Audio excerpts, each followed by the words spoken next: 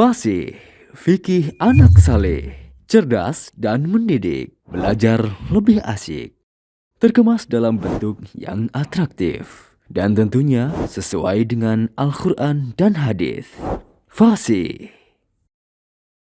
Assalamualaikum warahmatullahi wabarakatuh. Bismillahirrahmanirrahim. Alhamdulillahirrabbilalamin. Wassalatu wassalamu ala khatamil anbiya wal mursalin wa ala alihi wa ashabihi ajmain, amma ba'd. Kaum muslimin dan muslimat, pemirsa IHBS TV, khususnya pemirsa kajian fasih dari channel IHBS TV dimanapun antum berada yang dirahmati oleh Allah Subhanahu wa Ta'ala. Alhamdulillah kita bisa kembali lagi dalam kajian fasih, dan kita akan membahas tentang tema mandi ibadah bagian yang kedua. Nah, kita akan membahas hal ini dalam format tanya jawab. Silakan di antara anak-anak soleh kalau ada yang mau bertanya. Ya, betul. Tentang hal ini memang ada riwayat dari hadis Nabi yang mulia sallallahu alaihi wasallam yang diriwayatkan oleh Ibunda Aisyah radhiyallahu anha, bahwasannya beliau bercerita Nabi sallallahu alaihi wasallam sehabis mandi janabat, beliau langsung melakukan sholat tanpa berwudu lagi. Nah, ini menunjukkan bahwasannya setelah habis mandi janabat kita tidak harus berwudu lagi. Namun dengan syarat, kata ulama berdasarkan riwayat dari Ibnu Umar, bahwasannya beliau berkata, idza lam tamassa farjaka ba'da an taqdiya ghuslaka fa ayyu wudu'in asbaghu minal ghusli. Apabila kamu sehabis selesai mandi janabat atau mandi ibadah gitu ya, tidak menyentuh kemaluan, habis selesai mandi janabat tidak menyentuh kemaluan, maka wudhu mana lagi yang lebih sempurna daripada mandi. Artinya dengan mandi janabat maka hadas besarnya hilang, apalagi hadas yang kecil. Maka ketika orang setelah habis selesai mandi janabat, dia pas lagi sabunan misalnya nggak menyentuh kemaluan, maka saat itu dia bisa langsung segera sholat. Artinya ketika itu sholatnya sah tanpa berwudu lagi. Walaupun kata ulama saat dia mandi tidak melakukan wudu, sebab ya wudu di dalam mandi ibadah atau mandi wajib atau mandi janabat atau bagi perempuan mandi haid adalah wudu itu disunnahkan. Wallahu a'lam. Nah, ada pertanyaan lagi?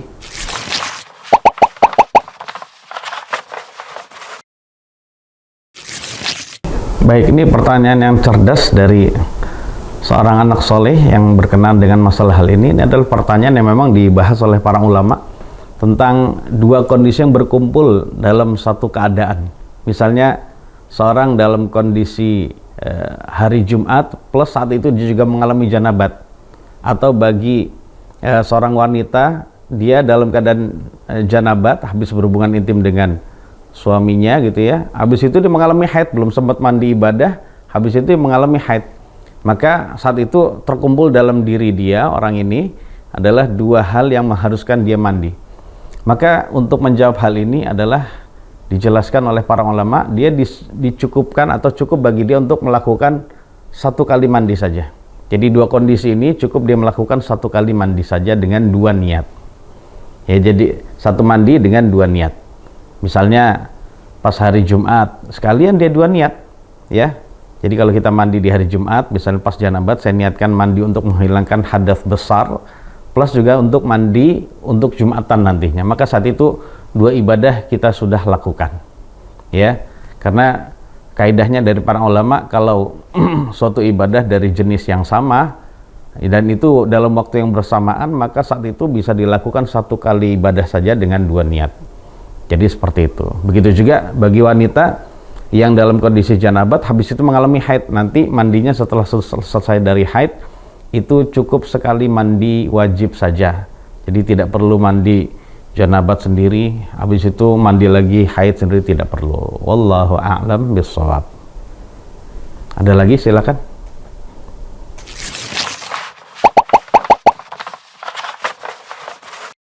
Nah, tentang masalah mandi tidak berbusana di dalam kamar mandi, atau mandi tidak berbusana lah, mandi telanjang, ini diperinci oleh para ulama jawabannya ya.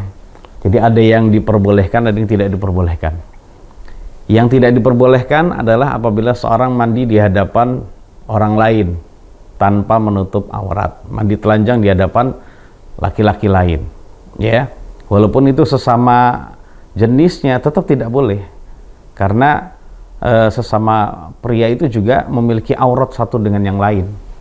Jadi bukan berarti sama jenis, ya walaupun tidak sama nafsu, tetap tidak boleh memperlihatkan auratnya. Ya, adapun ketika dia sendirian mandi di alam terbuka tapi sendirian, nggak ada yang lain, atau dia mandi di tempat tertutup seperti di kamar mandi, maka boleh mandi telanjang. Ya, karena Nabi kita yang mulia sallallahu alaihi wasallam juga pernah mandi dalam kondisi tidak berbusana di kamar mandi. Kemudian di dalam Sahih Bukhari ada penjelasan juga, Nabi Musa alaihi salam mandi tidak berbusana, tapi beliau tidak mandi bersama dengan Bani Israel. Ya, kemudian Nabi Ayyub pun beliau mandi ketika akan disembuhkan oleh Allah Subhanahu wa taala, disuruh mandi dan minum air, ya, air pancuran gitu ya, air mata air yang Allah keluarkan Subhanahu wa taala. Maka saat itu Nabi Ayyub alaihi salam itu juga mandi dalam keadaan telanjang, tapi dengan ditutup, tidak memperlihatkan auratnya. Kalau seperti itu tidak mengapa. Wallahu a'lam bishawab. Nah,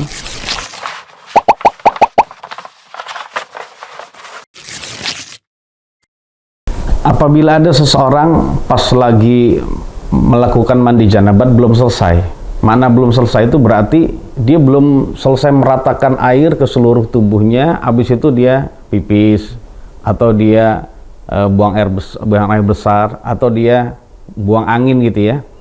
Maka saat itu teruskan mandinya, teruskan ratakan air ke seluruh tubuhnya, ya. Dalam keadaan seperti itu mandi janabatnya sah, cuma dia mengalami hadas kecil saja. Mandi janabatnya sah, tidak perlu ngulangi nyiram dari awal lagi, tidak perlu. Teruskan nyiramnya. Kalau kepalanya sudah selesai disiram, ya sudah, pas habis kepala misalnya selesai rata gitu wajah, kemudian badannya belum disiram gitu ya, maka kemudian saat itu dia kentut, ya, dia buang angin, ya teruskan saja untuk meratakan seluruh tubuhnya. Kepala sudah, silakan ke seluruh tubuhnya selanjutnya saja. Nah, ketika itu mandi janabatnya sah. Nanti ketika dia ingin sholat, dia tinggal wudhu saja, tidak harus mengulangi mandi janabat. Wallahu a'lam. Nah, silakan anak soleh, ada yang mau nanya lagi?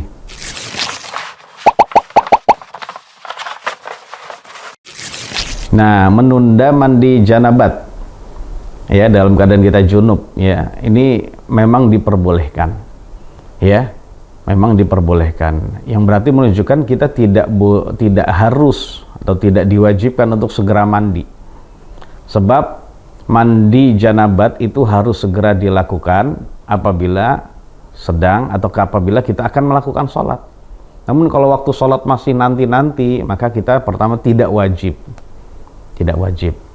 Cuma, ada cumanya, cuma kita disunnahkan untuk berwudu apabila menunda. Sebab ketika dalam keadaan junub, kan terkadang walaupun kita mandinya nanti aja, kan terkadang kita mau minum, betul nggak? Nah gitu ya, kita mau makan, nah, atau kita mau tidur, nah kalau malam-malam gitu, kalau mandinya malam kedinginan gitu, gitu ya, maka dalam kondisi demikian disunnahkan wudu dulu. Mandinya nanti aja, ya sudah nggak apa-apa, tapi sunnahnya diperintahkan untuk wudu dulu. Nah setelah itu baru silakan, nanti kita mau makan, monggo, tidak makruh saat itu.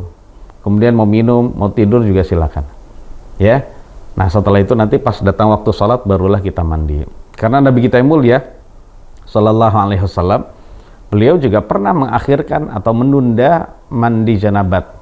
Bahkan sampai datang waktu subuh, beliau dalam kondisi belum mandi janabat. Adzan, beliau belum mandi janabat, ya. Ya malamnya habis berhubungan dengan istrinya, ya tinggal mandi saja. Ya bangun, kemudian mandi dan melakukan sholat subuh. Kalau waktunya saat itu adalah sholat melakukan sholat subuh. Habis itu kalau memang waktunya kita melakukan siam Ramadan, maka siamnya sah saat itu. Jadi demikian. Nah seperti itu ya. Nah namun yang terbaik kalau kita ingin demikian dalam kondisi seperti ini, kalau kita katakan boleh, namun yang terbaik adalah mandinya segera. Karena seseorang dalam kondisi bersih itu jauh lebih baik. Karena terkadang juga Nabi kita yang mulia Sallallahu Alaihi Wasallam, beliau habis berhubungan intim sebelum tidur mandi. Jadi beliau itu ada beberapa kondisi. Terkadang beliau sebelum tidur beliau mandi dulu, atau beliau mandinya belakangan, ya nanti mandi janabatnya pagi, akan tapi beliau sebelum tidur beliau berwudu dulu. Wallahu a'lam bishawab. Nah, sudah jelas sekarang ya tentang hal ini. Silakan ada pertanyaan barangkali.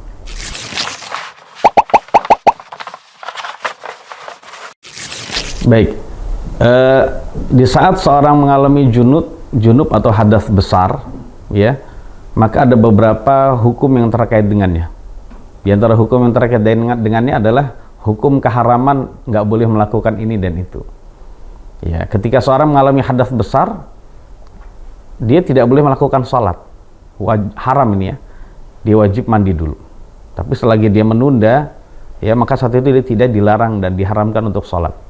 Kemudian diharamkan juga untuk tawaf di Baitullah.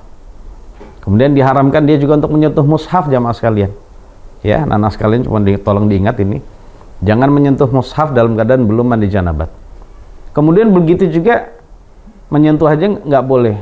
Membaca Al-Quran pun tidak boleh. Ini yang keempat. Ya, tidak boleh membaca Al-Quran dalam kondisi junub.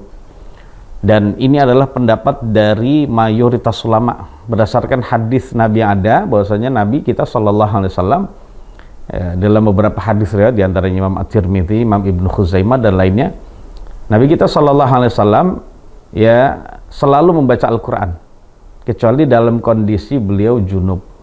Ya, dalam kondisi junub beliau tidak melakukan pembacaan Al-Quran, beliau tidak membaca Al-Quran.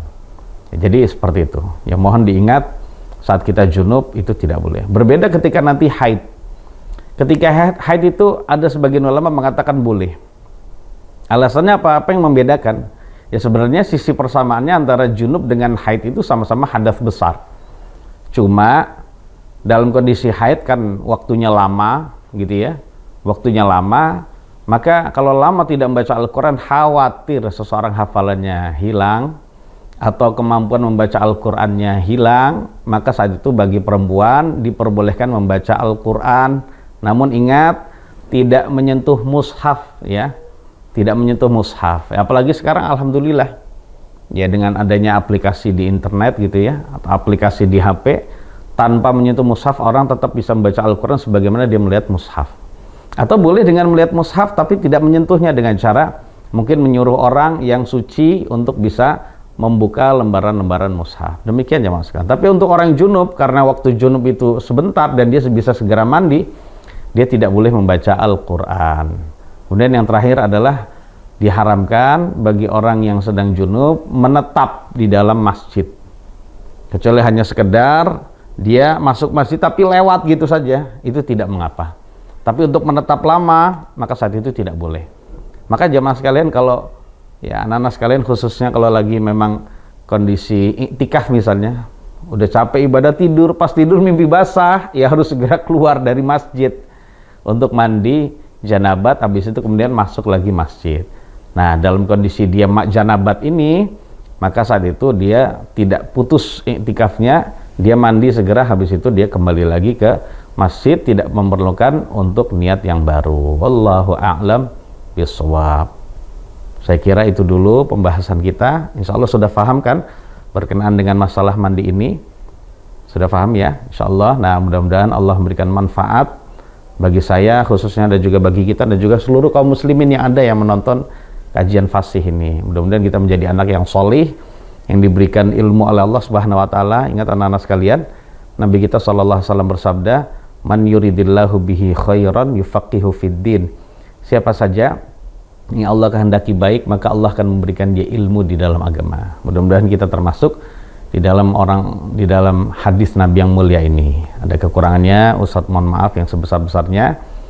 Ya, wassallallahu ala nabiyina Muhammadin wa alihi wasallam. Dan pemirsa YBS TV sekalian, ya, saksikanlah kajian fasih di pertemuan yang akan datang dengan tema-tema fikih yang kontemporer, yang benar-benar bisa kita amalkan dalam kehidupan sehari-hari dengan tema-tema lain yang baru dan insya Allah yang benar-benar bisa mengena dalam kehidupan kita sehari-hari. Wallahu a'lam bishawab. Sallallahu ala nabiyina Muhammadin wa alihi wasallam. Subhanakallahumma bihamdik asyhadu an la ilaha illa anta astaghfiruka wa atubu ilaik. Wassalamualaikum warahmatullahi wabarakatuh.